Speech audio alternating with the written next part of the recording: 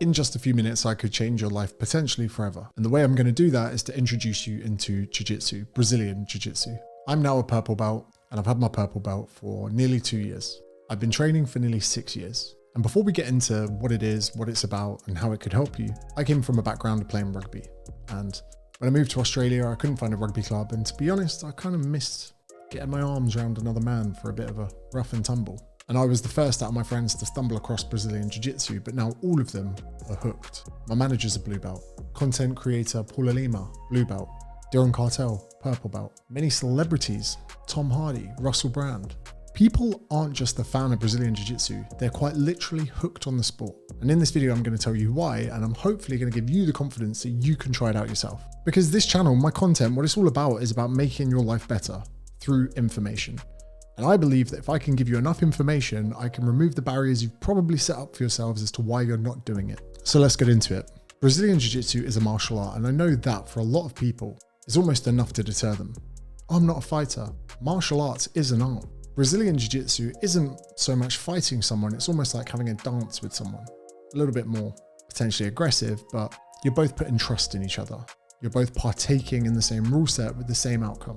And it's the only martial art where there's no striking. I hate striking. I don't like punching. I don't like being punched. And if we looked at other martial arts like boxing, 99% of your time as a boxer, you're not hitting someone, you're hitting bags and pads that imitate someone. And then when you do eventually get to the point of the whole sport, which is punching another person in the face and the body, they can hit you back in the face and the body. And then you're either not punching each other, which is not really the martial art, or you are punching each other and it hurts. You get a liver shot, a black eye, CTE to the head, taekwondo, karate, all of these with strikes to the head. And the more we learn about concussions and head injury and stuff, it's not great for brain health. And you're going to be limited to the amount of exposure you can give to that. So to me, Brazilian Jiu-Jitsu is the most elite martial art for everyday people, because you can determine the amount of intensity.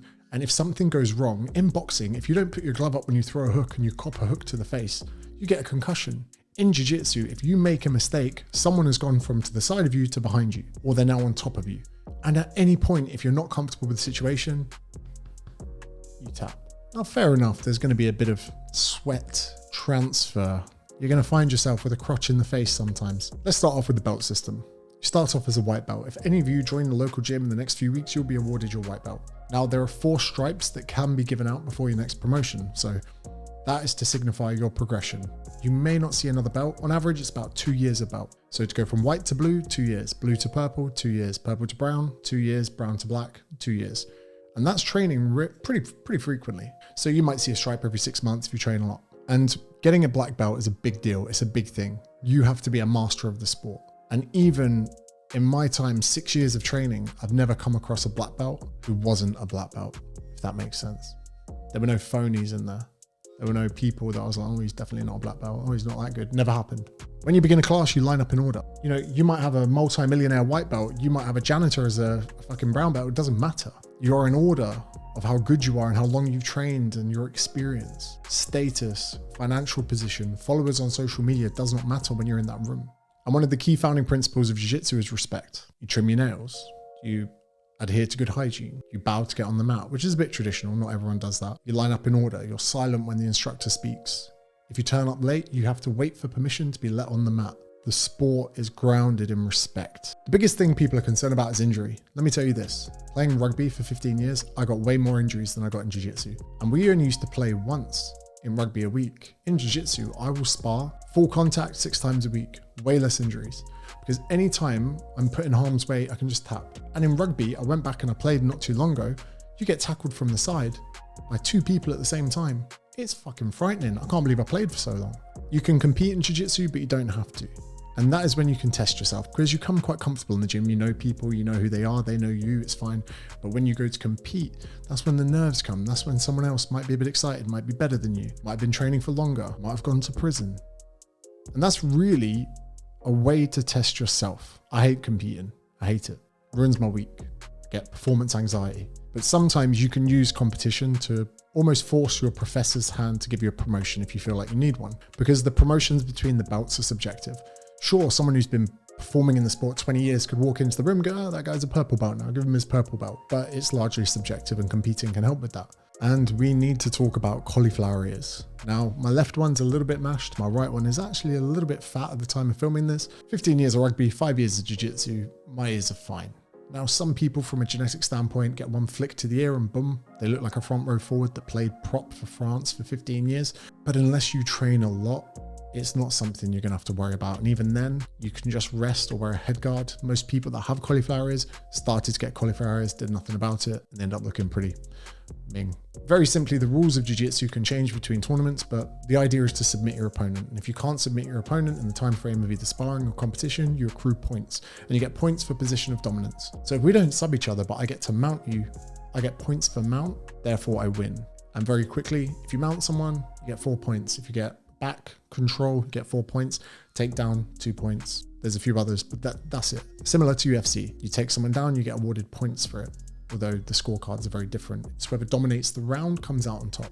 Brazilian Jiu-Jitsu comes in a form of gi, which is the more traditional, kimono, belt. You can grab your opponent's clothes, they can grab yours, great for beginners. It also comes in no gi. No gi, you wear a rash guard and shorts or leggings if you're a lady, and there is no grabbing of your opponent's clothes permitted. So then again, the gi element of jiu-jitsu is great for people coming from judo. Judo being the other martial art where you wear a kimono and you try and get the person's back to hit the mat for ippon. But then if you're a no-gi fan, and especially in America, no-gi is a lot more popular because people come from a wrestling background. So their transferable skills from wrestling are much more heightened in no-gi. Also for MMA, your transferable skills are going to play a lot more into no-gi. I prefer no-gi. I think it's a bit more jovial. You have a bit more fun, a bit more smile on your face, but I like both. Now let's assume that from what I've told you so far, you're like, okay, I'm going to give it a go. What do I expect from my first session? First of all, you just book in, you can go watch, you can go talk to the owner of your local gym. But when you eventually do have your first session, it's going to feel like drowning. But at the same time, it's weirdly motivating that another human being can do this to you and that there's nothing you can do about it. And you could be the biggest rugby player, you could have played international rugby, or you could be, some real athlete from your field. But that first session, you're going to come across a white belt who's going to twist you up and do origami with your clothes whilst you're still inside them. Some of the other benefits that I love about jiu-jitsu is the ability that you can travel. I take my belt. I can go to any gym in the world. I walk in, when I wrap a purple belt, they know I've been training a long period of time. Come over, hey, welcome to our gym. They very rarely charge you money to come train at their gym, and they make you feel very welcome. Wherever I go in the world, I almost have friends I haven't met yet. I've trained in Dubai with MMA teams. I've trained in Australia, where I am now. I've trained in the United Kingdom at Hodger Gracie's in London, which is one of the best teams in the world, run by the greatest of all time. Trained in Texas with the B team, which is probably considered the highest level team in the world, if not in the top 2. And I've even trained jiu-jitsu on the rooftop of a pizza restaurant in Tulum in Mexico. And I would have had none of these opportunities to meet these people or partake in this sport if it wasn't for jiu-jitsu itself. The reason I make this video or even talk about it, and there's a very high chance that no one will even watch this video, no one will even comment on it because, you're just raving on about jiu-jitsu. It has helped me so much from a mental health standpoint. It's made me calmer than ever. Having 6 hours of wrestling other people a week has done so much for keeping me calm. Any frustrations that I have, I can take out of training in a safe environment where we're all partaking in the same rules. And also for humility, because I might do well in work. I might have a good week with business, or I might sell some books or whatever. But then I go to training and someone kicks the living hell out of me. But I don't leave with any bruises or any soreness. You kind of get beaten up without getting hurt. It's a weird art form. The only thing that gets damaged is your ego.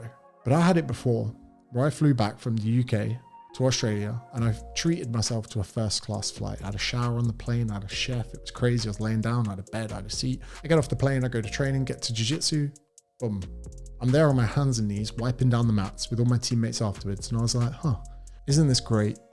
Isn't this great that I was just on the most expensive flight that comes to flipping anyone in the world, and yet here I am 4 hours later wiping down other people's sweat and picking up their pubes off the mat, and I was like, this is brilliant. This is brilliant.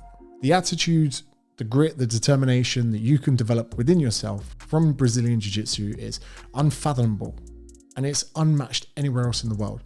And I'm going to leave you with a simple lesson that I learned from someone called Rickson Gracie. When it comes to competing in jiu-jitsu, when it comes to just jiu-jitsu in general, when it comes to everything outside of jiu-jitsu, here is your lesson to take home. Losing is not the same as being defeated. If I go to training tomorrow and I lose, fine. If I go to competition and I lose my matches, fine. The only way I can be defeated is if I never go back and challenge myself again. Only way you can lose in life is to give up. To turn up competitively, continually, to lose every time is not being defeated. Being defeated is taking it so personally that you create this narrative in your head that you can never do it again. I'm not asking you to become a world champion. I'm not asking you to go compete overseas. I'm asking you to go to your local gym and try one session. And guess what? I could be wrong. And if I'm wrong, what have you done? You've wasted an hour of your day, and I'm sorry. But what if this is the first stepping stone to a relationship with a sport that you can do for decades that makes you a better person?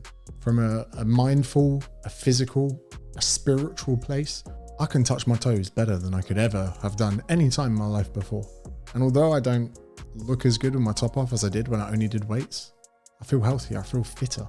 And anytime anyone criticizes me on my physique of not being swole enough or muscular enough, I'm like, bruv, bring that attitude to the mats. Because I've been waiting 5.5 years to show you what I've learned. Now I'm only joking. But anyway, any of you watching this video, I really think there's a lot of benefits you could get from the sport. Hopefully that video sent you over the edge. Let me know your experiences in the comments, and thank you very much as per usual for watching. Bye-bye.